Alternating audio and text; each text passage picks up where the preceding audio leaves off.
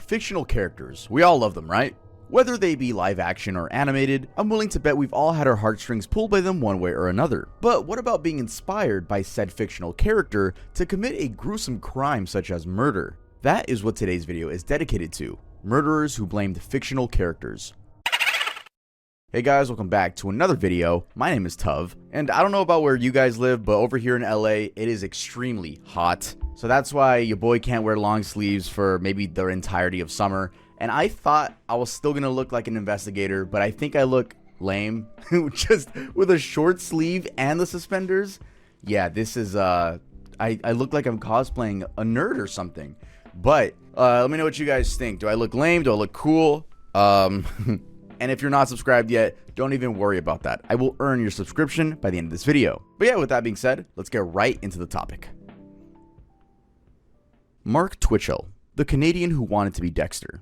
This seemingly average filmmaker transformed his garage into a kill room with plastic sheeting, steel drums for body parts, and a butcher kit. First of all, no, that's not the plot of a Dexter episode. And second, yes, that actually happened. This is Mark Twitchell, a Canadian man who didn't just binge watch Dexter, he literally tried to become him. So overall, I'd say his story is as strange as you would expect. Back in October of 2008, for instance, this 38-year-old man named Johnny Altinger went missing in Edmonton. That's somewhere in Alberta, Canada. His friends started getting these weird emails supposedly of him saying he had met some woman named Jen and suddenly took off to Costa Rica. But then here's the thing. His passport was still sitting at home. As they began to dig deeper, they found out that just before vanishing, Altinger had indeed told friends he was meeting a woman from a dating site, but the directions to what was supposed to be her place though didn't lead to her or a main house for that matter. They led to a detached garage rented by Mark Twitchell. Now, far from what might be typical to one, he was said to not look anything like a killer. He was in fact apparently almost good looking, and honestly he lived pretty averagely.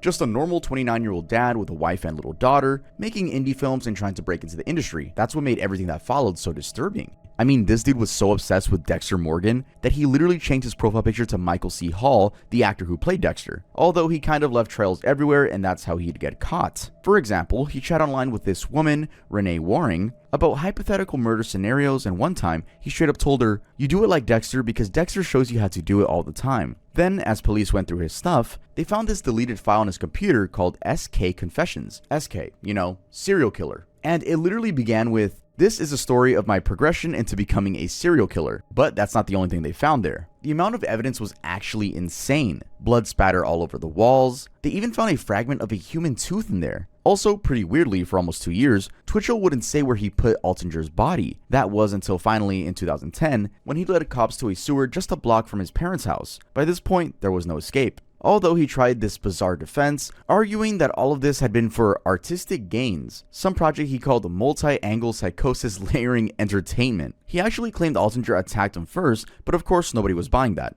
In 2011, they gave him life with no parole for 25 years. Today, he's still locked up, still claiming he's innocent, saying it was for the people who enjoy watching murder on TV. Charles Ng was inspired to kidnap, torture, and murder young women by the John Fowles novel, The Collector. So there's this 1963 novel named The Collector about a lonely man who kidnaps a young woman and keeps her locked in his basement, convinced she'll eventually fall in love with him. Most people read it as a disturbing psychological thriller and move on with their lives. But Leonard Lake and Charles Ng, well, they read it almost as if it was an instruction manual. This happened back in the 1980s. Lake was this survivalist guy obsessed with preparing for nuclear war, while Ng, who you can see here with the thick rimmed glasses that seem, and I'm generalizing a bit here, to be a signature psycho look. Sorry to all my thick framed glasses people, didn't mean to diss you there. I'm sure you guys are not serial killers. Well, he was a former Marine with a rather troubled past, and when they found each other, they created something absolutely horrifying. Lake became completely obsessed with the book and started calling his plan Operation Miranda, named after the kidnapped woman in the novel. He built a concrete bunker on his remote California property, complete with hidden rooms, two-way mirrors, and a list of rules for what he calls his M-ladies. Let me read a few for you. I must be ready to service my master. I must never speak unless spoken to. I must never show disrespect, either verbally or silently. I must obey immediately and without question or comment. So as you can imagine, this was more like an SA torture chamber. There were tools, handcuffs, women's clothing, and videotapes. Also, perhaps these two weren't the smartest people in the world because they had documented their crimes, showing them torturing terrified women while threatening them with death. Anyway, their sick fantasy came crashing down when Ing tried shoplifting a vise from a hardware store. He ran off, leaving Lake to deal with the mess. Lake tried to smooth things over by offering to pay for the stolen item, but police noticed that the car Lake was driving belonged to a missing person. When they searched it, they found a gun with an illegal silencer. He was arrested, but then decided he didn't want to face justice, and so soon after, he swallowed a cyanide pill hidden in his clothes. He died 4 days later. Police went over to their house and found over 40 pounds of human bone fragments buried around the property. While they could only confirm 11 murders, investigators believe the actual count could be as high as 25 victims. Their victims are still being discovered, while Ing waits patiently on death row. Linda Duffy and the Bugs Bunny defense. Next up is a couple who like playing risky games to spice things up. Meet Linda and Patrick Duffy. This couple apparently had this thing where they played around quoting cartoon characters and joking just like a couple of kids would. But in April of 2007, these games, silly or not, turned deadly when Linda shot Patrick twice in the head and then claimed it was all because of Bugs Bunny. Yeah, Bugs Bunny. So here's what Linda told the police. She said that she and Patrick were fooling around that day when she picked up one of his revolvers. They did this thing where they talk like cartoon characters, so Linda asked in her best Elmer Fudd voice, I'm gonna impersonate it for you guys, so enjoy this. No more bullets. That sounds so bad. Oh my god. Oh my god, I didn't expect it to sound horrible. I'm not gonna say that again. Oh no, I have to say it again. Apparently Patrick says, okay, I'm gonna say it again. When Patrick supposedly replied, saying the same thing, no more bullets. Okay, so after that exchange, she thought the gun was empty and began fan firing it instantly, like in the old Western movies. Fan firing means you hold down the trigger and rapidly pull back the hammer to shoot multiple rounds quickly. She claimed she was trying to impress Patrick when he suddenly leaned forward into the line of fire. Boom, 2 shots to the head. She then called the police and admitted it all right there. I mean, it was an accident, right? Well, the first big red flag was that he'd been shot twice, and the second red flag was that Linda claimed she'd never fired a gun in her life, but a firearms expert proved that fan-firing a double-action revolver like the one Linda used was nearly impossible for an amateur. You'd have to pull the trigger, release it, fan the hammer, pull again, all while dealing with the deafening noise and recoil. That's when Linda suddenly, and out of nowhere and suspiciously, remembered she and Patrick had been practicing fan-firing for years. Funny how that detail just seemed to slip her mind. But her problems were just beginning. They also found that she must have had to be just inches from Patrick for the first shot, and also that the second had caused a blood pool where she claimed she had been standing. Weird, because if that distance were true, she would have been covered in blood as well, yet she wasn't. So what really happened? Well, investigators believe Linda shot Patrick once while he was sleeping, realized he wasn't dead, then moved closer and fired again. So an execution, not an accident, but why? That's what we don't really know. Anyway, for her actions, she got 40 years to life, although she's still claiming that it was all just a terrible accident. John Venables and Robert Thompson, inspired by a scene from Child's Play 3.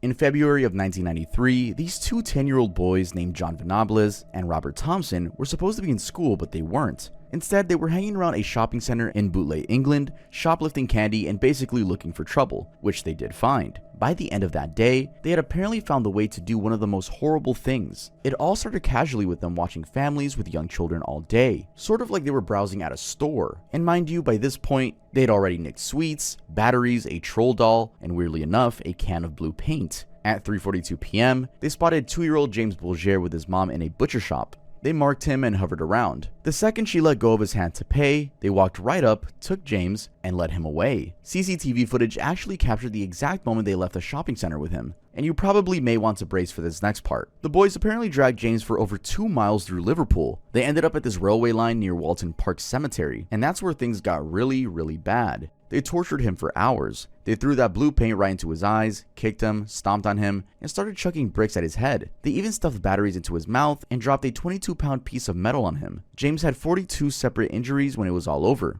Then they put his body on the train tracks, thinking it looked like some kind of accident, and sure thing, a train came through and tore him in half. When the police caught up with the two, it obviously got everyone wondering how the hell 10-year-olds could do something like that. That's when they found out that it all traced back to when Venables' dad had rented the horror movie Child's Play 3. You know, the one with the killer doll Chucky? They were trying to imitate some of the movie. For example, there's this scene where Chucky gets hit with blue paint during some paintball thing, very similar to the kids using the stolen blue paint to hit James in the eyes. Anyway, the boys got convicted and locked up until they were 18, then rather strangely, got released with completely new identities. Although one of them, Venables, couldn't keep his hands clean, and he's been back to prison twice now for having CSAM images on his computer. He's still locked up today, probably as he should.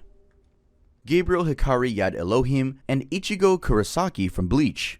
This one is wild. It was inspired by an anime series in a very unhinged way. In 2017, Gabriel Hikari Yad-Elohim went to an apartment building in Auckland with a sex worker to buy some meth. She told him to wait downstairs while she went up to make the deal, then basically robbed him, escaping from an upstairs balcony with his $200. Gabriel was absolutely furious. So what did he do? He went straight to 69-year-old Michael Mulholland's apartment and murdered him. Yeah, killing a person that wasn't even involved with the initial situation. Gabriel had never met this guy before in his life. In fact, Mulholland was just some random neighbor who happened to be at home that night. That, though, had not stopped Gabriel from attacking him in the stairwell, kicking and stomping on his head for about 7 minutes straight. The poor guy suffered 90 separate blows and died from blunt force trauma to his head, face, and abdomen. When police arrested this psycho, he started speaking in Japanese and acting really weird. The next day, in the interview room, he gave this whole monologue in Japanese that nobody could really make sense of at the time. His lawyers tried an insanity defense, saying he had schizophrenia and was hearing voices, seeing ghosts, and believed he was an anime character. Specifically, that he was part of this anime series called Bleach. Interestingly, they also discovered that Gabriel's real name wasn't even Gabriel Hikari Yad-Elohim. That's just something he made up in 2012. He had also told doctors that his name was Yuki Watanabe and that he was Japanese. Turns out, he was actually Korean, and his real name is Jung Hoon Song. So his defense never stood a chance, and he got convicted of murder and was given life with no parole for 13 years. Nathaniel White, inspired by the RoboCop murders from RoboCop 2. Meet Nathaniel White. Back in the 90s, he was just an ex-con trying to get his life together in upstate New York. Then he watched RoboCop 2, and according to him, that movie turned him into a serial killer. He ended up murdering 6 women. 6 murders that he claims because he watched RoboCop 2. Definitely not because he had a mental illness before that. It was because of the movie, guys. It was RoboCop 2. And all the murders from the first one were pretty horrific. The first one was actually in March of 1991. Picture this. A couple's walking along some abandoned railroad tracks in Middletown when they spot what they think is a discarded mannequin. But at a closer look, it's not. It's a human body. A body that turned out to have been that of 29-year-old Juliana Frank. She lay there naked, brutally stabbed over 40 times, and posed in a suggestive position. She was 4 months pregnant, and White had cut the fetus out of her body. When police eventually caught White over a year later, he said Juliana was the first, and that the way he killed her was inspired by RoboCop. In his words, there was a scene where someone gets their throat cut, then sliced straight down the chest to the stomach and left in a posed position. White said he copied it exactly as it was in the film. His second victim was 14-year-old Christine Klebb, a niece to his own girlfriend. Then came Loretta Huggins, a 34-year-old mother of 3 who was in the middle of packing to move back to her home country. She never got the chance. Next, he met cousins Angela Hopkins and Brenda Whiteside at a bar. He offered them a ride and ended up beating them to death in the woods. His final victim was 27-year-old Adrian Hunter. According to him, she asked him for money, so he stabbed her 47 times. Perfect reason to be stabbing someone. They just ask you for money, which I doubt that was the full story, but normal response. Anyway, he was eventually caught and convicted on all counts. He got 150 years to life. He's still locked up at Elmira Correctional Facility in New York. Stephen Miles blames Dexter and his alter ego Ed. Next up, we have a Dexter case again. But this time, it inspired a 16-year-old kid in England, Stephen Miles. And yeah, I know this isn't exactly the photo that screams, hey, just a normal kid. You could definitely tell that he was, not all the way there. Back then, he was an autistic teenager living with his family. He was really into horror movies, struggled socially, and became completely obsessed with the TV show Dexter. But in January of 2014, his obsession went way too far when he decided that he needed to kill someone and picked 17-year-old Elizabeth Thomas as his target. Now, you should know, and this is heartbreaking, Elizabeth was actually one of the few people who stood up for Stephen when others called him weird or different. She'd befriended him, the awkward kid he was, and genuinely tried to help him fit in. But that kindness is what made her the target. Stephen called her his quote-unquote project, which is absolutely chilling because it understates what he was actually planning. On January 24th, he stabbed her in the head and back at his family's flat. But just like his TV hero Dexter, he didn't stop there. He grabbed saws and tools from his dad's tree surgery business and started dismembering her body, cutting off her legs and arm, then wrapping everything in cling film and stuffing the pieces into bin bags. Now, besides the Dexter stuff, Stephen had apparently been telling his family about his alter ego named Ed, who supposedly instructed him to kill someone. When his sister came home about an hour after the murder, Stephen just randomly told her that Ed made him do something bad. Now, you'd maybe think this sounds like a clear case of mental illness, right? Well, wrong. Psychiatric experts examined him and found he was neither schizophrenic or psychotic. They said this whole Ed thing was probably just anxiety related to his autism and some narcissistic personality traits. Bottom line, he knew exactly what he was doing. So for that, he got life with at least 25 years behind bars. Matthew Tinling blamed the movie Saw. If there's a movie franchise you'd expect to give someone ideas for bizarre killings, it would definitely be the Saw series. And yeah, it did just that.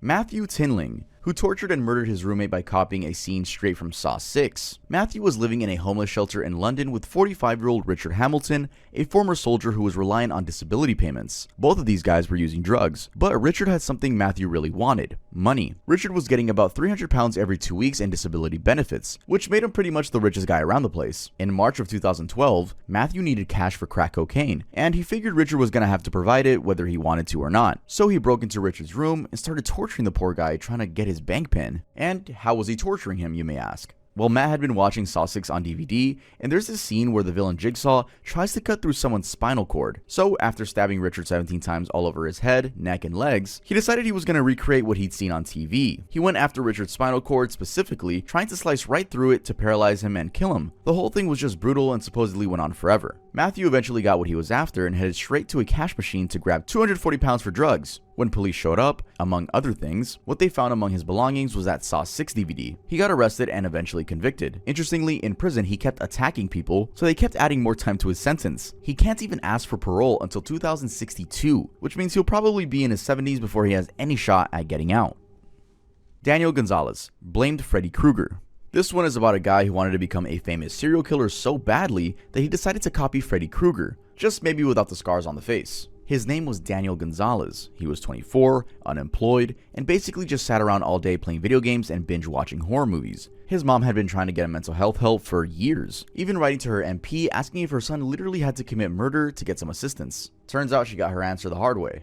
In September of 2004, Daniel grabbed some knives, Freddy Krueger style. His first target was a 61-year-old man named Peter King, who was just walking his dog in Portsmouth. Daniel walked right up to him and told him he was going to kill him. Luckily, Peter fought back and Daniel took off running. Next stop was Hove, where Daniel found 76-year-old Mary Harding. This time he changes the character and he's wearing a hockey mask like Jason from Friday the 13th, and he stabbed her to death. 2 days after that, Daniel completely lost it in London. At around 5 in the morning, he kills 46-year-old Kevin Malloy by stabbing him all over the face, neck, and body with knives he'd stolen from some department store. About an hour later, he breaks into somebody's house and stabs the guy who lives there, but this dude manages to fight him off. Then Daniel goes into a hardware store, buying himself a long knife, and heads over to Highgate where he murders this elderly couple, Derek and Jean Robinson, right in their own home. He told police later that killing them felt, and I quote, orgasmic, and was one of the best things he'd ever done. After that, he went to his house to take a shower. Mid-cleanup, a decorator walks in for work and finds Daniel just standing there, naked, covered in blood. Daniel casually goes, "Sorry about this, mate," and walks out like it's no big deal. Obviously, the decorator called the cops, and they caught up with him. When they searched him, they found this bizarre letter he wrote to himself under his nickname Zippy, bragging about the murders and saying he wanted to be a famous serial killer, like 10 victims minimum. They also found a magazine called Freddy Krueger's Nightmares. He told police that voices were telling him to be like Freddy Krueger, and that he wanted to spend a day living exactly like that character. Well, that day ended with 6 life sentences, and the judge saying he would never get out. And, well, he never did. At least not alive. In 2007, Daniel claimed his own life in prison using pieces of a broken CD. And no, it wasn't a Freddy Krueger DVD. Thierry Jaradin found inspiration from Scream. Next is this Belgian truck driver named Thierry Jaradin. Back in 2001, Thierry was 24 and just a lonely guy driving trucks for a living. No criminal record, no history of mental problems. Seemed pretty normal to everyone who knew him. He lived just a few doors down from this 15-year-old girl named Allison Cambier. I know you can probably see where this is going. Allison would stop by Thierry's place sometimes to swap videotapes and just chat. She was friendly with the neighbors in general. On November 16th, which by the way was supposed to be her 16th birthday, she came over for what should have been a routine visit. That's when Thierry decided he was going to try something. When Allison shuts him down, this dude completely loses it. He tells her to hang on a sec and walks into the other room where he's got something stashed away, this Scream costume with the black robe, and that creepy ghost face mask from Scream. While he's in there, he grabs 2 huge kitchen knives. When he comes back out wearing all of this, he puts his hand over Allison's mouth so she can't scream, and stabs her 30 times. Just absolutely brutal. Basically tore open her whole left side. After he kills her, Thierry actually carries her bloody body over to his bed and places a rose in one of her hands like he was trying to make it romantic or something. He then picks up the phone and calls his dad and some work buddy to tell them what he did. Yes, he confessed immediately after. And when the cops showed up and started asking questions, Thierry didn't even try to lie about it. He told them straight up that he'd been planning this whole thing and that the Scream movies gave him the idea. He got life in prison. Vadim, Mieseges, and the Matrix. What if this isn't real life and just a computer simulation we all live in? If you don't already know, that's the plot from The Matrix. Well, some killers have decided to use that exact premise as their defense in court, and surprisingly, it's actually worked a few times. The whole thing started around 2000 with this Swiss exchange student named Vadim Mieseges who was living in San Francisco. So Vadim was 27 and had some serious mental health problems. He was getting high on crystal meth pretty regularly. He was also completely obsessed with the Matrix movies, a clear recipe for disaster. In May of 2000, Vadim's landlady was really getting on his nerves, and he started thinking that she was giving off these quote-unquote evil vibes. According to him, he was scared to death of being quote sucked into the Matrix, so he figured that the only way out was to kill her. And that's exactly what he did.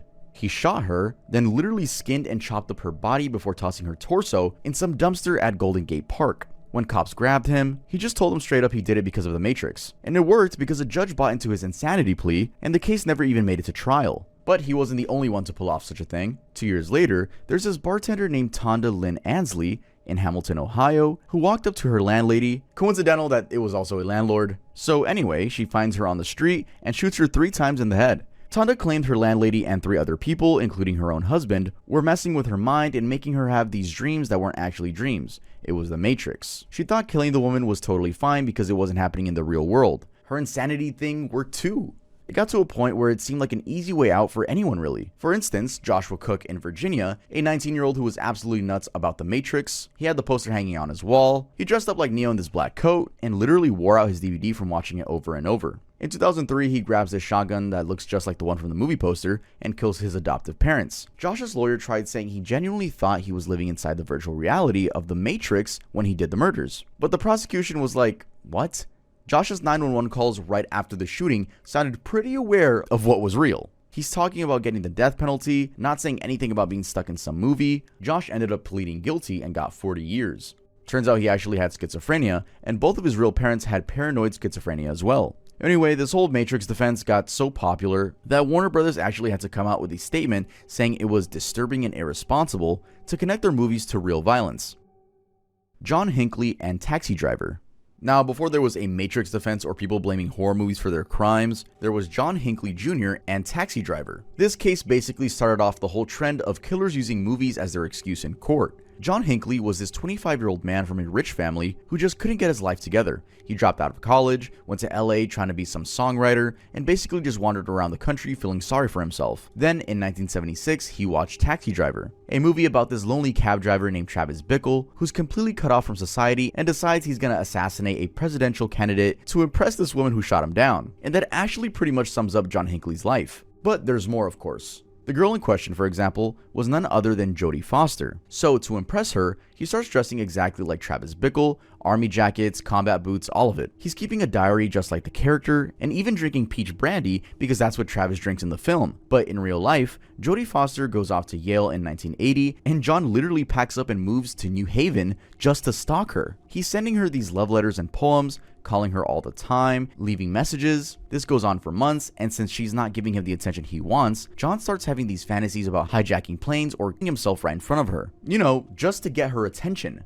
But instead, he comes up with what he thinks is this genius plan. He's gonna shoot the president to impress her, just like in the movie. So the dude follows President Carter around during his campaign and gets within like 20 feet of him at some rally. On March 30th of 1981, John's reading the newspaper and sees that President Reagan's gonna be at Washington Hilton. He spends all morning writing this letter to Jodie Foster, explaining what he's gonna do. Then he hops in a taxi and heads to the hotel. When Reagan walks out, John just starts firing. All 6 shots from his gun. He hits Reagan, Press Secretary James Brady, some police officer, and a Secret Service agent. He gets tackled immediately, and then they haul him off to jail. During his trial, his lawyers actually played Taxi Driver right there in the courtroom as evidence, with John totally mesmerized by it. At the end, he gets found not guilty by reason of insanity and spends 35 years locked up in a psychiatric hospital. And you won't believe this, but he got out in 2016, and now he's got a YouTube channel where he posts music.